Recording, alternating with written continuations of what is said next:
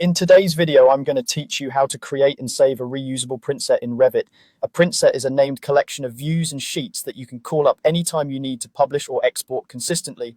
It's ideal for construction issues, consultant packages, or presentation handouts, and it saves you from manually picking the same items over and over. Start by opening your project in Revit. Make sure you're in the correct model or file you plan to issue from so the views and sheets you expect are available. Next, go to File, then Print, and choose Print. This opens the print dialog where you'll tell Revit what you want to include. Under Print Range, select Selected Views Sheets. This option is important because it lets you define a specific set rather than printing the current view or everything indiscriminately. Click the Select button. A dialog appears listing every view and sheet in your project, each with a checkbox. This is your master list. Take a moment to scroll through and check the boxes for the sheets or views you want in your set. Be deliberate here. Include only what you intend to publish together.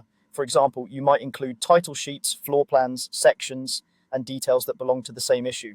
If you use working views or temporary details, skip those so your set stays clean and predictable. Once you've made your selections, click Save As in this dialog. You're now naming the set so you can reuse it later. Choose a clear, descriptive name that your team will recognize, such as Construction Set A1 or Presentation PDFs.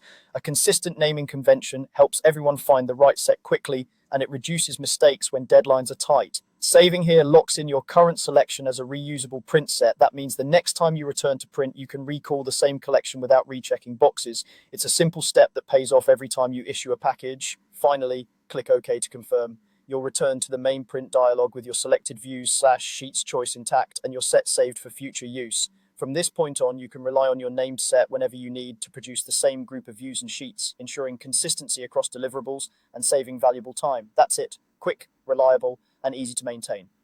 Follow this process whenever you prepare a new package type so your documentation stays organized and repeatable across projects.